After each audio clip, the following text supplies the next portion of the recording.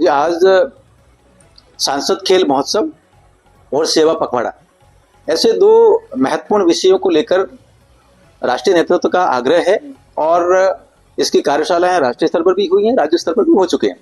तो आज हम खेरवाड़ा में कार्यकर्ताओं के साथ बैठे हैं, दो कार्यशालाएं की हैं, सभी मंडलों की कार्यशाला हुई। उसमें आग्रह यह किया है कि पार्टी ने सेवा पखवाड़ा के माध्यम से माननीय नरेंद्र भाई मोदी जी का जो जन्मदिन है 17 सितंबर, वहां से कुछ कार्यक्रम शुरू होंगे, बहुत महत्वपूर्ण कार्यक्रम, जिसमें पूरा सेवा देने के काम होंगे, स्वच्छता के काम होंगे, रक्तदान काम होंगे, वो सारी रचनाएं बनाई। इसके साथ हमने ये भी आग्रह किया है कि जो 2 अक्टूबर का दिन आएगा, लाल बहादुर शास्त्री जी का जन्मदिन और गांधी जी का जन्मदिन, तो उसमें स्वदेशी की प्रेरणा को लेकर खादी खरीदना और ये सारे विषय भी रहेंगे। हम वृक्षारोपण को लेकर, जो जलवायु परिवर्तन का एक वैश्विक मुद्दा है, वो कैसे निपटा सकते हैं, कैसे उसको कंट्रोल कर सकते हैं, उसको लेकर भी आग्रह किया है कि हम वृक्षारोपण भी करेंगे। लेकिन हमने आग्रह ये भी किया है कि राष्ट्र में बहुत बड़े बदलाव हो रहे हैं और बदलावों की तरफ भी हम ग्रास रूट पर चर्चा करें और ये बदलाव राष्ट्र निर्माण के हैं, विकसित भारत बनाने की है, ये भी बात रही है। आज किसी लोकार्पण में आप जा रहे थे, वहाँ पे कुछ कांग्रेस के नेताओं ने आपका विरोध प्रदर्शन किया, उस बारे में आप क्या कहेंगे? देखिए, हम सहज भाव से नए गांव की तरफ जा रहे थे और छाणी के आगे वहाँ स्कूल के बच्चे हैं, स्कूल की बिल्डिंग के कुछ इश्यूज थे, उससे बात कर रहे थे। अचानक कुछ लोग आए और कुछ नारेबाजी कर रहे थे और मुझे लगा कि ये लोग शायद कोई मुद्दा रखना चाह रहे हैं, लेकिन कोई मुद्दा नहीं था, केवल विरोध के लिए विरोध था। जब हमने पूछा कि क्या मुद्दा है, तो उसमें कोई नहीं और बस केवल दबंगता दिखाने की कोशिश।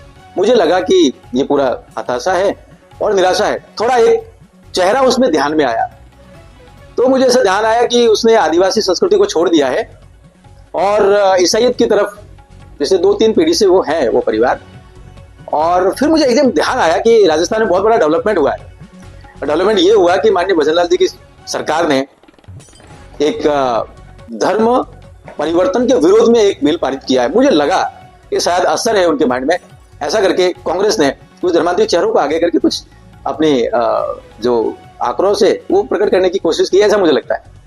कांग्रेस ये कह रही है कि जो उन्होंने जो विकास के कार्य किए हैं उसका श्रेय आप लोग ले लेकर लगे हुए हैं। कांग्रेस के तो बहुत बड़े पाप हैं इस देश में और हमने राष्ट्रीय नेतृत्व में और पूरा अध्ययन अध्यापन के माध्यम से ये ध्यान में आया है कि कांग्रेस के द्वारा इस देश में जो तुष्टीकरण की राजनीति चलाई, उसकी वजह से संस्कृति का संहार हुआ, कानून व्यवस्था भंग हुई, कश्मीर की समस्या नासूर बन गई।